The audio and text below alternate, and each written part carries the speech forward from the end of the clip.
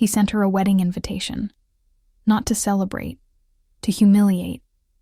She had been the woman who couldn't give him children, the one he left behind without mercy.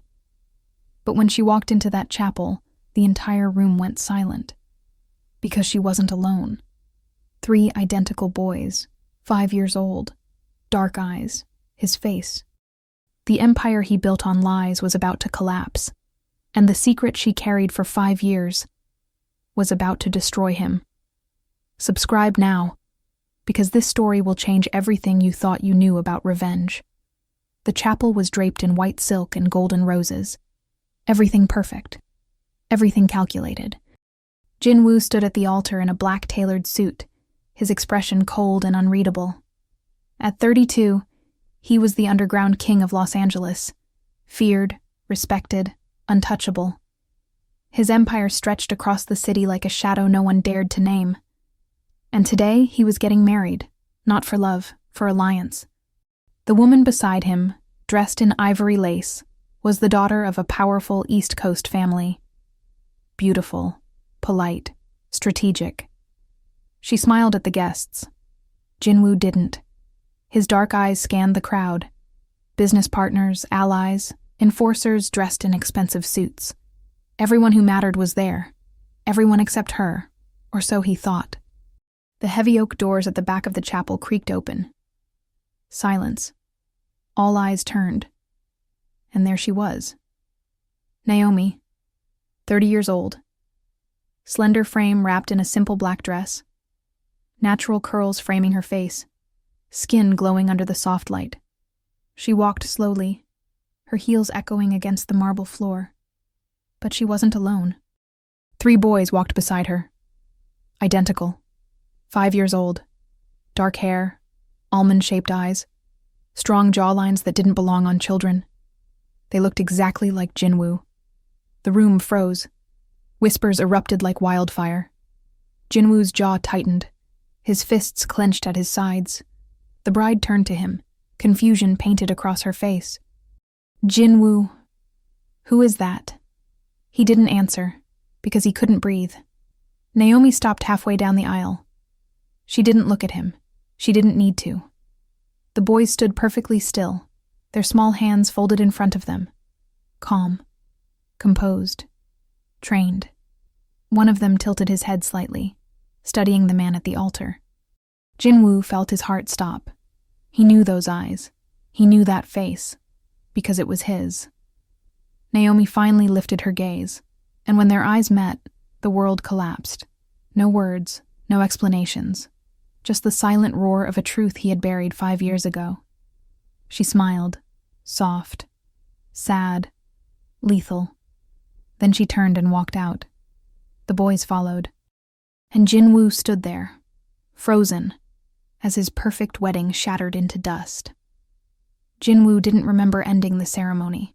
He didn't remember the shouting, the guests, the bride in tears. All he remembered was walking out of that chapel and into the blinding Los Angeles sunlight. His men followed in silence. No one dared speak, because everyone had seen what he saw. 3 boys. His face. His blood. Impossible. Naomi had told him she couldn't have children. Years ago, when they were together, she had cried in his arms after every failed attempt, every doctor's visit, every heartbreak. He had loved her then. But love wasn't enough for a man like him. He needed an heir. A legacy.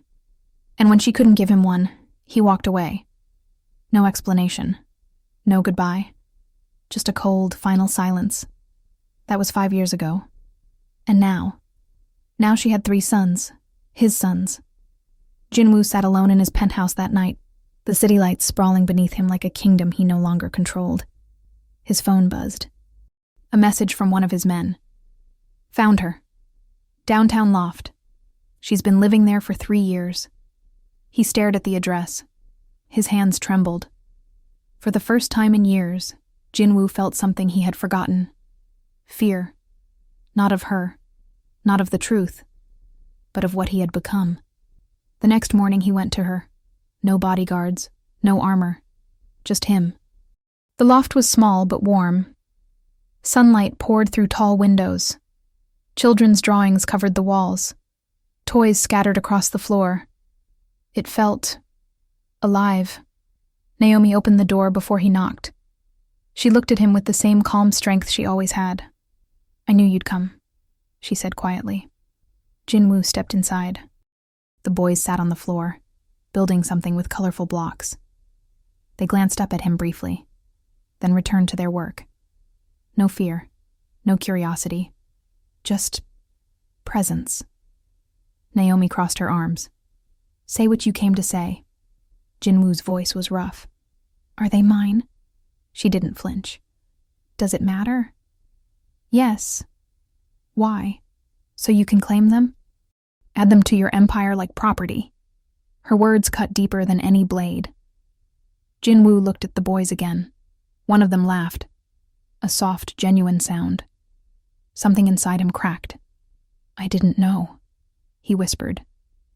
Naomi's eyes softened, just for a moment. "I found out 2 weeks after you left. I was going to tell you. Then why didn't you?" She smiled bitterly. "Because you made it very clear you didn't want me anymore. And I wasn't going to force my children into a world that would destroy them." Silence. Jinwoo swallowed hard. "I want to know them." Naomi shook her head. "You don't get to decide that. They're my sons. They're my sons. You were just the man who walked away." Her voice didn't rise, didn't break. But it shattered him anyway. One of the boys stood up and walked over to Jinwoo. He stared up at him with wide, curious eyes. "Are you our dad?" he asked simply. Jinwoo froze. Naomi tensed. The boy tilted his head. "Mom says our dad is busy. Are you busy?" Jinwoo knelt down slowly, meeting the child's gaze. His throat tightened. "Yeah," he whispered. "I've been very busy." The boy nodded. "That's okay. We're busy too." Then he smiled and returned to his brothers. Jinwoo stood there, unable to move, unable to breathe. Because for the first time in 5 years, he realized what he had lost. And it wasn't power, it wasn't control, it was everything. Jinwoo didn't leave. He couldn't. Every instinct told him to walk away, to return to his empire, to the wedding he had abandoned, to the life he had built on control and distance. But he stayed. Naomi didn't ask him to. She didn't invite him in further. She simply let him exist in the space. The boys, Ethan, Elijah, and Evan, moved around the loft like small forces of nature, curious, fearless, unaware of the weight their existence carried. Jinwoo watched them, not as a crime lord, not as the man who ruled Los Angeles from the shadows, but as someone who had no idea what to do. Ethan, the one who had asked if Jinwoo was their dad, kept glancing at him, not with suspicion, just interest. Elijah ignored him completely, focused on building an elaborate tower out of blocks. Evan, the quietest of the three, sat near Naomi, drawing with crayons. Jinwoo noticed the way they moved around her, the way they checked in with her, the way they trusted her completely. She had raised them alone. No help, no support, just her strength. And theirs. "They don't know who you are," Naomi said softly, breaking the silence. "Not really." Jinwoo looked at her. "What did you tell them?" "The truth. That their father wasn't ready to be in their lives." "That's not—" "It's exactly the truth," she interrupted, her voice steady. "You chose your empire over everything. Over me. Over the possibility of them." Jinwoo clenched his jaw. "I didn't know they existed." "Would it have mattered?" Naomi asked. "If I had told you I was pregnant, would you have stayed? Or would you have seen them as a burden?" He wanted to lie. He wanted to tell her he would have been different. But they both knew the truth. 5 years ago, he wouldn't have chosen them. "I'm not that man anymore," he said quietly. Naomi studied him. "Maybe. But you're still the man who sent me a wedding invitation to humiliate me." Jinwoo flinched. She was right. He had done it to hurt her. to prove to himself that he had moved on, that she meant nothing. But standing here now, watching his sons exist without him, he realized the only person he had destroyed was himself. Evan walked over to Jin-woo, holding up a crayon drawing. "Do you like it?" he asked softly. Jin-woo looked down. It was a picture of a house, a woman, 3 boys, and a blank space next to them. "Who's missing?" Jin-woo asked, his voice rough. Evan shrugged. "I don't know yet." The boy smiled and returned to his drawing. Jin-woo felt something break inside him. Naomi stood. "You should go. I'm not leaving. You don't belong here." "They're my sons." "Then prove it," Naomi said, her eyes fierce. "Not with money, not with power. Prove it by being the kind of man they deserve." Jin-woo stood slowly. "I will." Naomi didn't respond. She simply watched as he walked to the door. Before he left, he turned back. "I'm not asking for forgiveness," he said quietly. "I'm asking for a chance." Naomi's expression didn't change. Chances aren't given. They're earned. Jin-woo nodded, and for the first time in years, he walked away from something without controlling it, without owning it. He walked away knowing he had everything to lose, and for once, that terrified him more than any enemy ever had. Did this story touch your heart? Then unlock more like this. Use Super Thanks to directly support the next emotional story. Join our members club for early access, exclusive videos, and behind-the-scenes content. This isn't just support, it's access. See you in the next story. Jin-woo didn't return to his empire. He canceled the wedding, dissolved the alliance, walked away from the woman who was supposed to secure his future. His associates questioned him. His enemies sensed weakness. But he didn't care. For the first time in his life, something mattered more than power. He showed up at Naomi's loft the next morning, and the morning after that, and the one after that. He didn't ask to come in. He simply stood outside, waiting. On the 4th day, Ethan opened the door. "Mom says you can come in, but only if you help with breakfast." Jin-woo blinked. "Breakfast?" Ethan nodded seriously. "We make pancakes on Saturdays." And just like that, the most feared man in Los Angeles found himself standing in a small kitchen, flipping pancakes while 3 5-year-olds gave him instructions. "Not too much batter," Elijah warned. "Flip it now," Evan urged. "You're doing it wrong," Ethan observed. Naomi watched from the doorway, arms crossed, a small smile playing at her lips. Jin-woo burned the first 3 pancakes. The boys thought it was hilarious. And for the first time in years, Jin-woo laughed. Not the cold, calculated smile he wore in boardrooms. A real laugh. Weeks passed. Jin-woo learned their routines, their favorite foods, their bedtime stories. Ethan loved superheroes. Elijah loved building things. Evan loved drawing. Jin-woo bought them nothing, because Naomi had made it clear. They don't need your money. They need your presence. So he gave them time. He showed up.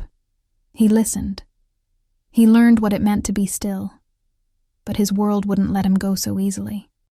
One night, 2 of his former associates appeared at the loft. Armed, angry. "You've gone soft," one of them growled. "You abandoned your responsibilities. Your empire is falling apart." Jin-woo stood in the doorway, blocking them from entering. "Leave," he said quietly. "Or what? You'll fight us? You're not that man anymore." Jin-woo's eyes darkened. "You're right. I'm not. But if you threaten my family, you'll discover exactly what I'm still capable of." The men hesitated. Behind Jin-woo, Naomi appeared, holding her phone. "I've already called the police. You have 2 minutes." The men left, but the message was clear. Jin-woo's past wouldn't disappear just because he wanted it to.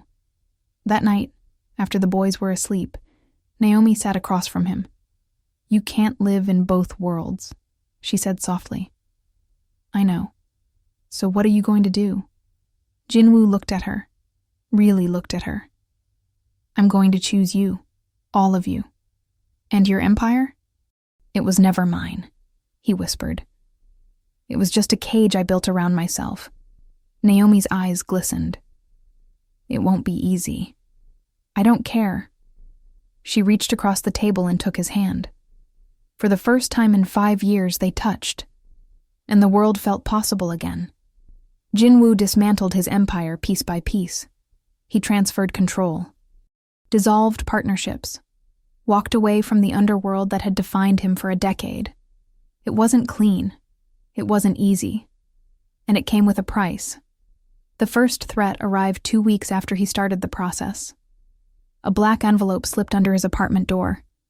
Inside, a single photograph of Naomi's loft. No words, no signature, just a message. We're watching. Jinwoo burned it immediately. He hired private security, discreet, professional, invisible. They watched the loft from a distance. They monitored the boys' school. They tracked every shadow that moved too close. Naomi noticed. "You're protecting us," she said one evening, her voice calm but firm. Jinwoo didn't deny it. "I have to. From your past." "Yes." She crossed her arms. "How long until it's safe?" "I don't know." "That's not good enough, Jinwoo." He met her eyes. "I know, but I'm handling it." "Alone?" "I won't let this touch you or the boys." Naomi stepped closer. "We're already in it. The moment you walked back into our lives, we became part of this. So stop protecting us like we're fragile. We deserve to know what we're facing." Jinwoo's jaw tightened. She was right.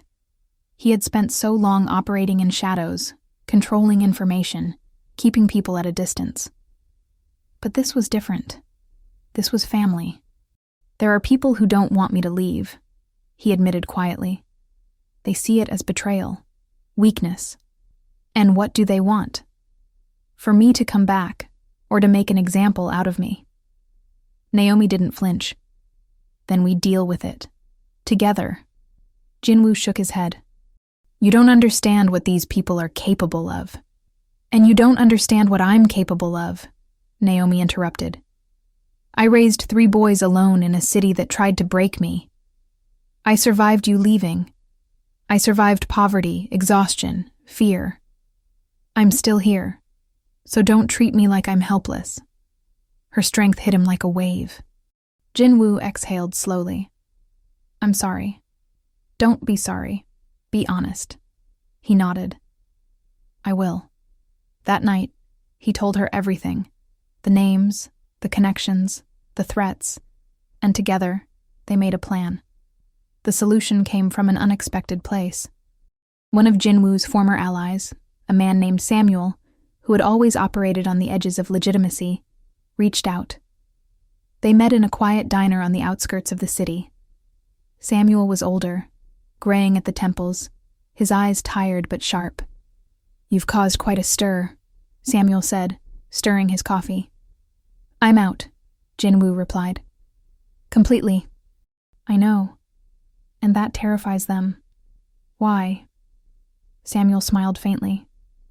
"Because you're proving something they don't want to believe. That it's possible to leave. That there's life after this." Jinwoo leaned back. "What do you want, Samuel?" "To help you." "Why?" "Because I have a daughter," Samuel said quietly. "She's 7. And every day I wonder what kind of man she'll think I am when she's old enough to understand." He slid a folder across the table. Inside, documents, recordings, evidence. "Everything you need to secure your exit," Samuel explained. "Leverage, insurance, proof that if anything happens to you or your family, certain information goes public." Jinwoo scanned the documents. "This could destroy half the network." "Exactly. Mutually assured destruction. They leave you alone. You leave them alone. And you're giving this to me?" Samuel stood, leaving money on the table. "I'm giving it to you because I want to believe there's still a way out for people like us. And maybe, one day, I'll follow your lead." He walked away. Jinwoo sat there, holding the key to his freedom. 3 months later, the threats stopped. The surveillance disappeared. Jinwoo's exit was complete. He legally changed his career, working as a consultant for legitimate businesses.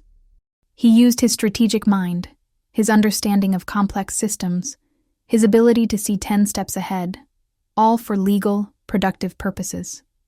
The money was less. The danger was gone. And for the first time in his adult life, he could breathe. Naomi watched him change. The hardness in his eyes softened. The tension in his shoulders eased. He smiled more, laughed more, lived more. And slowly, the wall between them began to crumble. He showed up every day, for breakfast, for school pickups, for bedtime stories. He learned Ethan's superhero names. He helped Elijah build elaborate structures. He framed every drawing Evan made. And Naomi watched it all. One evening, after the boys were asleep, she found him on the fire escape. He was staring at the city lights, but his expression was peaceful. She sat beside him. "You look different," she observed. "I feel different." "Good different?" He turned to her. "Yeah, good different." Naomi smiled. "The boys love you. I love them." Silence settled between them. "I know I don't deserve another chance with you," Jinwoo said quietly. "I know what I did. You destroyed me." Naomi interrupted softly. "When you left, I wasn't just heartbroken. I was shattered. I questioned everything about myself, my worth, my body, my future." Jinwoo's chest tightened. "And then I found out I was pregnant," she continued. "And I was terrified. But those 3 boys saved me. They gave me purpose. They taught me that I was stronger than I ever imagined." "I'm sorry," Jinwoo whispered. "For all of it." Naomi looked at him. "I know you are. I don't expect forgiveness." "I already forgave you," she said simply. Jinwoo froze. "I forgave you the moment I decided to walk into that wedding," Naomi explained, "because I realized something. Holding on to that pain was only poisoning me, and our sons deserved a mother who was whole, not broken." Tears burned Jinwoo's eyes. "But forgiveness doesn't mean forgetting," Naomi added. "It doesn't mean pretending it didn't happen. It doesn't mean going back to what we were." "Then what does it mean?" She took his hand. "It means we start over. Clean slate. No expectations. Just possibility." Jinwoo's voice cracked. "I'll spend the rest of my life earning that possibility." "I know," Naomi whispered. "I can see it. Every day. In the way you show up. In the way you love them." "I love you too," Jinwoo said. "I never stopped." Naomi's eyes glistened. "I know. But love isn't enough. We need trust, time, patience. I'll give you all of it." She leaned her head on his shoulder. "Then let's see where this goes." They sat together as the city hummed below them. Not as strangers, not as enemies, but as 2 people who had survived the worst and were choosing to build something new. One moment at a time. 6 months later, the house by the coast was nothing like Jinwoo's former penthouse. It wasn't towering glass and steel. It wasn't cold marble and calculated design. It wasn't a fortress built to keep the world out. It was the opposite of everything he had once believed he needed. The house was small. 3 bedrooms, a modest kitchen, a living room with worn wooden floors that creaked in the mornings. The walls were painted soft cream, decorated with the boys' artwork and family photographs. Large windows faced the ocean, letting in natural light that made every room feel alive. There was a garden out back, tomatoes growing in crooked rows, herbs planted by small eager hands, wildflowers that Naomi had scattered, just to see what happens. The porch wrapped around the front, weathered wood and chipped paint, with 2 rocking chairs Jinwoo had found at a thrift store and restored himself. This was home. And every morning, Jinwoo woke up still surprised that it was real. He opened his eyes to sunlight streaming through thin curtains, the sound of waves rolling against the shore, the distant cry of seagulls. Beside him, Naomi slept peacefully, Her curls spread across the pillow, one hand tucked under her cheek. They had been living together for 3 months now. Not rushed, not forced. It had happened naturally. One day, after months of him staying over more nights than not, Ethan had simply asked, "Why doesn't Dad just live here?" And Naomi had looked at Jinwoo with a soft smile and said, "Yeah, why don't you?" So he did. He moved his few belongings into her space, their space, and it felt like coming home. Jinwoo watched Naomi sleep for a moment, still amazed that this was his life now. He slipped out of bed quietly, pulling on a t-shirt and soft cotton pants. He padded downstairs in bare feet, the morning cool and fresh. The kitchen smelled like coffee. Naomi had set the timer the night before, a small routine they'd established together. Jinwoo poured himself a cup and stepped onto the porch. The ocean stretched endlessly before him, painted in shades of gray and pearl as dawn broke over the horizon.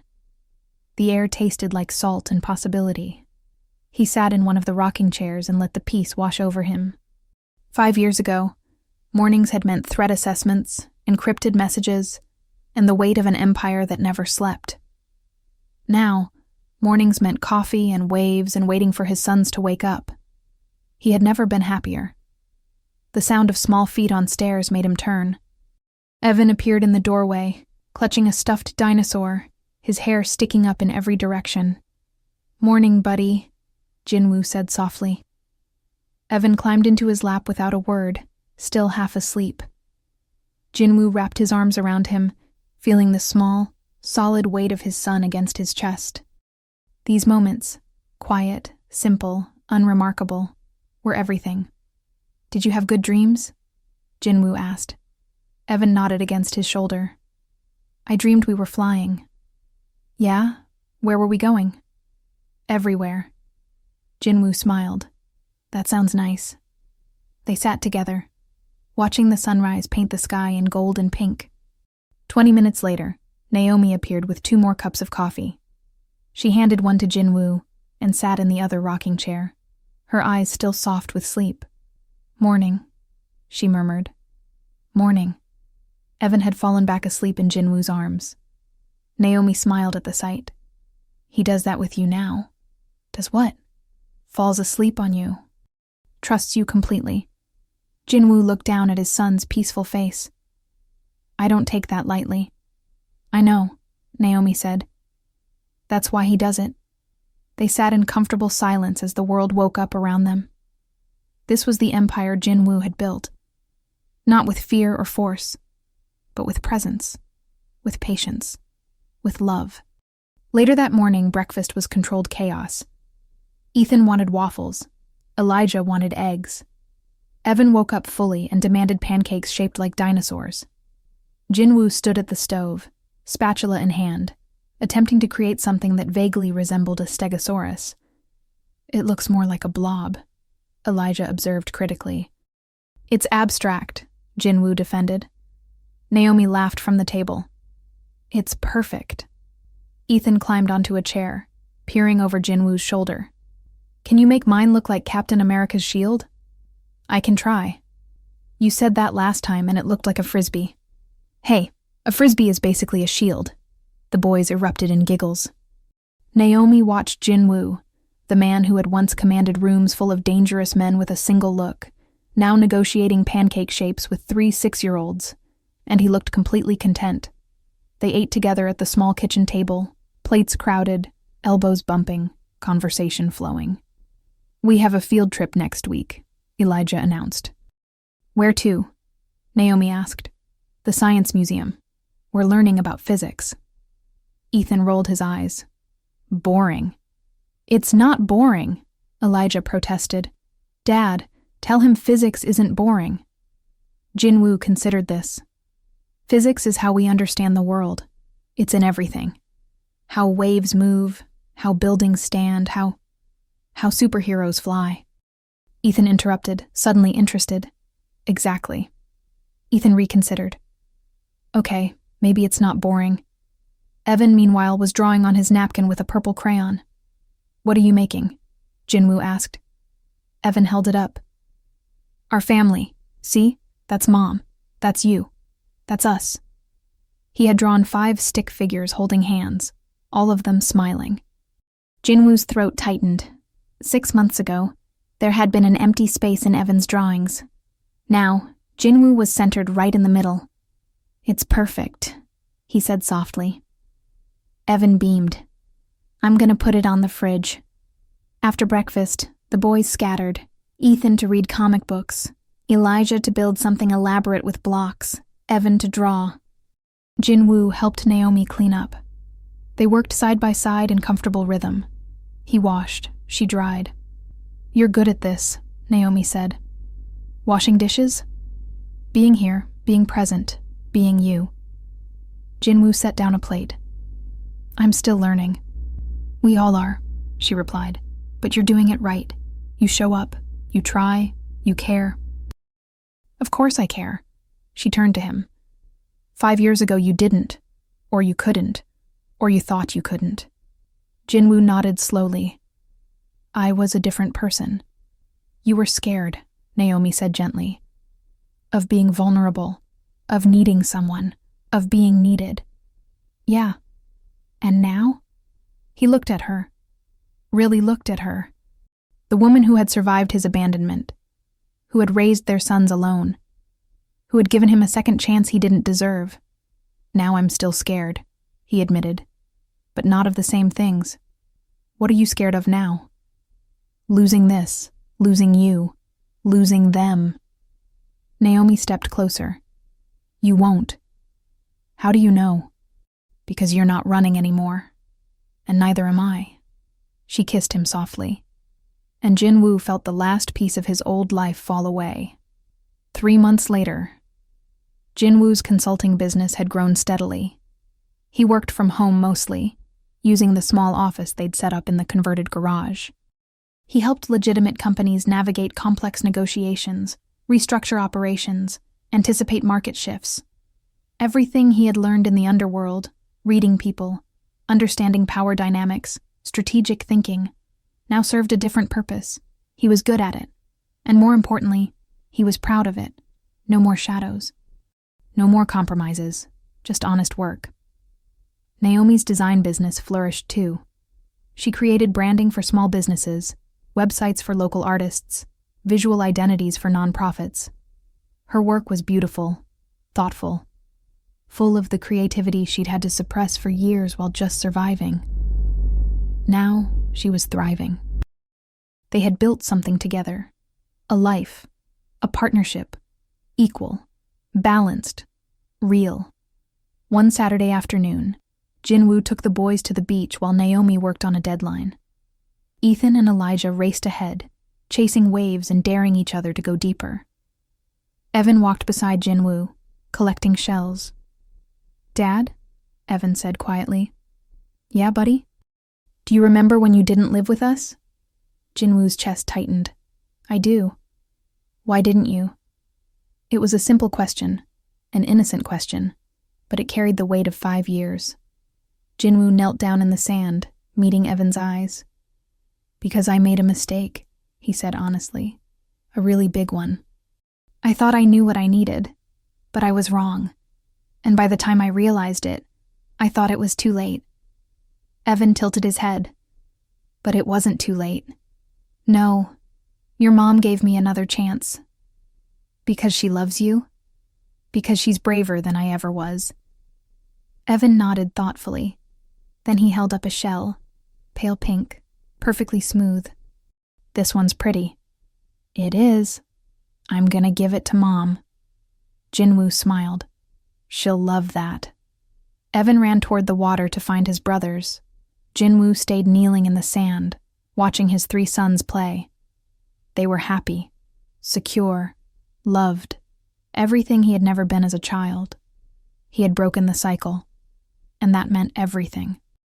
That evening after the boys were asleep, Jinwoo found Naomi on the porch. She was wrapped in a blanket, staring at the stars. He sat beside her, and she leaned into him naturally. "Evan asked me why I didn't live with you before," Jinwoo said. Naomi tensed slightly. "What did you tell him?" "The truth. That I made a mistake." That you gave me another chance. She relaxed. Good. I never want to lie to them. I know. They sat in silence for a while. Then Naomi spoke. I've been thinking about something. What? She turned to face him. I want to make this official. Jinwoo's heart skipped. Official how? I want to marry you. The world stopped. Jinwoo stared at her, unable to speak. Naomi smiled softly. You don't have to answer now. Yes, he interrupted. Yes? Yes, 1,000 times yes. She laughed, tears in her eyes. You're sure? Jinwoo cupped her face. Naomi, you and those boys are the only thing I've ever been sure about. Everything else in my life was built on lies and fear. But this is real. This is everything. She kissed him, and under the stars, with the ocean singing around them, they promised each other forever. Again. But this time, it would last. The wedding. 2 months later. They didn't want anything big. No spectacle, no performance. Just them. The boys, a handful of close friends. The ceremony was on the beach at sunset. Naomi wore a simple white dress, flowing fabric, delicate straps, nothing ornate. Her natural curls were loose, adorned with small white flowers. She was barefoot in the sand. She looked radiant. Jinwoo wore a linen suit in soft gray, no tie, the top button undone. Also barefoot. He couldn't stop smiling. Ethan, Elijah, and Evan stood beside them as groomsmen and ring-bearers, dressed in matching linen shirts and khaki pants. They took their roles very seriously. Samuel was there, the man who had helped Jinwoo leave his old life. He had brought his daughter, Elena, who was now 8. She played with the boys before the ceremony, building sand castles. A few of Naomi's friends, women who had supported her through the hardest years, who had babysat when she needed to work, who had never judged her. A photographer, a local artist Naomi knew, captured everything with quiet professionalism. The officiant was a kind woman in her 60s who had married hundreds of couples on this beach. She smiled at Jinwoo and Naomi as they stood facing each other, hands clasped, waves rolling behind them. Love, she began, is not about perfection. It's not about finding someone who completes you. It's about choosing someone, every single day, even when it's hard. Especially when it's hard. Jinwoo's eyes never left Naomi's. Jinwoo and Naomi have already lived a lifetime together. They've faced loss, pain, separation. They've walked through fire, and they've chosen to walk through it again. Together, with eyes wide open. The officiant turned to Jinwoo. Do you have vows? Jinwoo nodded. He had written them down, but when he reached into his pocket, he realized he didn't need the paper. The words were already in his heart.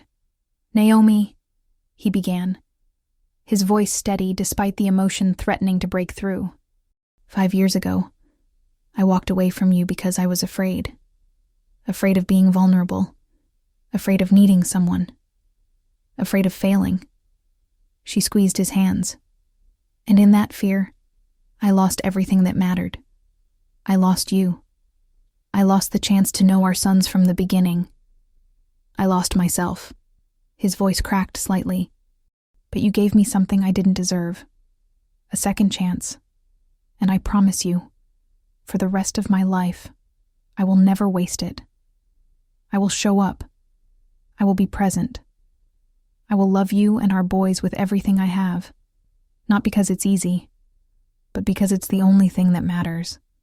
Tears streamed down Naomi's face. You taught me what strength really looks like, Jinwoo continued. It's not control. It's not power. It's showing up, every day, even when you're exhausted. It's choosing love even after being hurt. It's building a life from nothing and making it beautiful. He wiped her tears gently. I love you. I choose you. Today and every day after. The beach was silent, except for the waves. Even the boys were still, understanding somehow that this moment was sacred. The officiant turned to Naomi. And you? Naomi took a shaky breath. Jinwoo, she said, her voice soft but strong. When you left, I thought my life was over. I thought I would never trust anyone again, never love again, never let anyone close enough to hurt me. Jinwoo's jaw tightened. But then I had our sons, and they taught me that love isn't about protection, it's about courage. And when you came back, I had a choice. I could hold on to the pain, or I could take a risk. She smiled through her tears. I chose the risk, and it was the best decision I ever made. Jinwoo's eyes glistened. You've become the man I always knew you could be, the father our sons deserve, the partner I needed. And I'm so proud of you, of us, of what we've built together. Her voice grew stronger. I promise to love you through the good days and the hard ones. To be your partner, your equal, your home. To build this life with you, one moment at a time. To never let fear win again. She squeezed his hands. I love you. I choose you. Forever. The officiant smiled. The rings? Ethan stepped forward carefully, holding a small velvet box. Jinwoo took Naomi's ring. Simple gold, delicate, exactly her style. He slid it onto her finger. Naomi took his ring, matching gold, slightly wider. She slid it onto his finger. Both of them were crying now. By the power vested in me, the officiant said warmly, I now pronounce you husband and wife. You may kiss. Jinwoo pulled Naomi close and kissed her as the sun set behind them, painting the sky in shades of orange and gold and endless possibility. The boys cheered. Samuel clapped. Naomi's friends wiped their eyes, and Jinwoo felt complete. For the first time in his life, he was exactly where he was supposed to be. The reception. They had dinner on the beach, a long table set up in the sand, strung with lights, filled with simple, delicious food. Fresh fish, grilled vegetables, warm bread, wine and lemonade. The boys ate with their fingers and ran around in the sand between courses. Elena joined them, and soon all 4 children were building an elaborate sand kingdom. Samuel sat beside Jinwoo. You did it, Samuel said quietly. Did what? Got out, really out, built something real. Jinwoo looked at Naomi, laughing with her friends. Yeah, I did. I'm proud of you. Thanks, that means a lot. Samuel paused. I'm leaving too. Officially. Next month. Jinwoo turned to him. Really? Elena deserves better than wondering what her father really does. And I deserve to know what it feels like to sleep without looking over my shoulder. It's terrifying at first, Jinwoo admitted, letting go of that control. But it's worth it. I believe you. They sat in comfortable silence, watching their children play. 2 men who had walked in darkness and chosen light. As the evening wore on, Naomi stood and raised her glass. I want to say something, she announced. Everyone turned to her. 5 years ago, I thought my life was over. I was heartbroken, pregnant, alone, and terrified. I didn't know how I was going to survive, let alone raise 3 children by myself. She looked at her friends. But you helped me. You showed up. You babysat and brought food and listened to me cry. You reminded me that I was stronger than I thought. Her friends smiled, eyes glistening. Naomi turned to Jinwoo. And you. You came back. Not perfectly, not easily, but you came back. And you stayed. And you proved that people can change. That redemption is real. That it's never too late to become who you're meant to be. Jinwoo stood and joined her. She continued, her voice thick with emotion. This family exists because we chose each other. Not once, but over and over again. Every day, every moment. Through fear and doubt and uncertainty, we chose love. She raised her glass higher.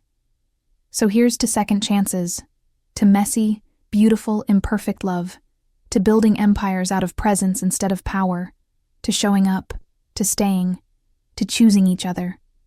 Everyone raised their glasses. To love, they echoed. Jinwoo kissed his wife as the stars came out above them, and the ocean sang its approval. 1 year later, life settled into a beautiful rhythm. The boys were 7 now, growing taller, asking harder questions, developing their own personalities even more distinctly.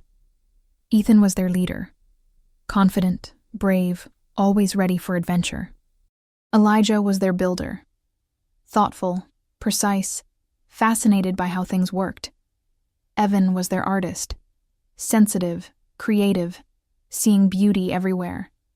Jinwoo loved them each uniquely, completely. He coached Ethan's soccer team. He helped Elijah with science projects. He framed every single one of Evan's drawings. Naomi's business had grown so much she'd hired an assistant. Jinwoo's consulting firm was thriving. They were stable, secure, happy. One evening in late spring, Jinwoo came home from a client meeting to find Naomi sitting on the porch, staring at the ocean. Something was different. He could see it in the way she held herself. "Hey," he said, sitting beside her. "You okay?" She turned to him, her eyes bright with tears, happy tears. "I'm pregnant," she whispered. Time stopped. Jinwoo's entire world compressed into that single moment. "You're... what?" Naomi laughed through her tears. "I'm pregnant. 12 weeks. I found out this morning." Jinwoo couldn't breathe, couldn't speak, couldn't do anything except pull her into his arms. "We're having a baby," he whispered against her hair. "We're having a baby," she confirmed. He pulled back, cupping her face. "Are you happy?" "Terrified," she admitted. "But yes, so happy." "Me too." They held each other as the sun set. This baby would be different from the boys. This baby would be planned, wanted, celebrated from the very first moment. This baby would be born into a home filled with love and stability and presence. This baby would never wonder if they were wanted. That night, they told the boys. Ethan whooped and immediately started planning how to be the best big brother ever. Elijah asked 17 questions about biology and development. Evan simply smiled and started drawing. The next day, he showed them his latest picture. Their family of 5. And a tiny baby in the center. All of them holding hands. All of them smiling. "This is us," Evan said simply. Complete. Jinwoo hung it on the refrigerator, right next to the very first drawing Evan had made a year ago. The before and after. The empty space and the fullness. The journey from broken to whole. 7 months later, Naomi went into labor on a Tuesday morning. Jinwoo drove her to the hospital while Naomi's friend stayed with the boys. The labor was long, difficult. Jinwoo stayed by her side through every contraction, every breath, every moment. He held her hand and whispered encouragement. He was her anchor, just as she had been his. And when their daughter was born, tiny, perfect, with a full head of dark hair and powerful lungs, Jinwoo wept. Not quietly, not subtly. He sobbed. Because he was there. He hadn't missed it. He was present for the moment his child came into the world. The doctor placed the baby on Naomi's chest. She looked up at Jinwoo with exhausted, radiant joy. "We did it," she whispered. "You did it," he corrected. "You're incredible." Their daughter, Maya, they named her, wrapped her tiny fingers around Jinwoo's thumb. And he felt his heart expand in ways he didn't know were possible. When the boys came to visit later that day, they were awestruck. They took turns holding their sister carefully, reverently. Ethan promised to teach her how to be brave. Elijah promised to teach her how to build things. Evan promised to draw pictures for her room. Jinwoo watched his family, his wife, his 4 children, and felt overwhelming gratitude. This was his empire, not built on fear or control, but on love, on showing up, on choosing every single day to be present. 2 years later, the house by the coast had grown again. They'd added another bedroom for Maya, expanded the garden, built a bigger treehouse that all 4 kids could use. Maya was 2 now, walking, talking in full sentences, keeping up with her brothers despite being so much younger. She had Naomi's spirit and Jinwoo's determination. She was fearless. One evening, Jinwoo sat on the porch as the sun set. The boys were in the yard playing an elaborate game involving superheroes and spaceships. Maya toddled around them, trying to keep up, laughing whenever they included her. Naomi sat beside him, her head on his shoulder. "Can you believe this is our life?" she asked. Jinwoo shook his head. "Some days, no. It feels like a dream." "A good dream?" "The best dream." They watched their children play as the sky turned orange and pink. "Do you ever miss it?" Naomi asked quietly. "The power? The control?" Jinwoo was silent for a moment. "No," he said finally. "I don't miss it, because I finally understand what real power is." "What's that?" He gestured to their children. "This. Being trusted with their hearts. Being the person they run to when they're scared. Being the one they want at their bedtime. That's power. And it's the only kind that matters." Naomi kissed his cheek. "You've come so far." "We've come so far," he corrected. She smiled. "Yeah, we have." Ethan ran up to the porch. "Dad, come play with us." "What are we playing?" "We're building a rocket to Mars. Elijah is the engineer. I'm the captain. Evan is designing the ship. And Maya is the alien we're going to meet." Jinwoo laughed. "Sounds important. I'm in." He stood, and Naomi joined him. They walked toward their children, toward the messy, chaotic, beautiful life they had built. Together. And as Jinwoo lifted Maya onto his shoulders and listened to Ethan explain the mission parameters, he realized something profound. He had spent 32 years of his life building the wrong empire. But the last 3 years, these had been spent building the right one, an empire of presence, of love, of showing up, of choosing family over everything. And it was perfect. Not because it was easy, but because it was real. This was his redemption. This was his peace. This was home. And he would protect it, not with violence or fear, but with every choice, every moment, every breath. For the rest of his life, this was everything. And it was enough. More than enough, it was forever.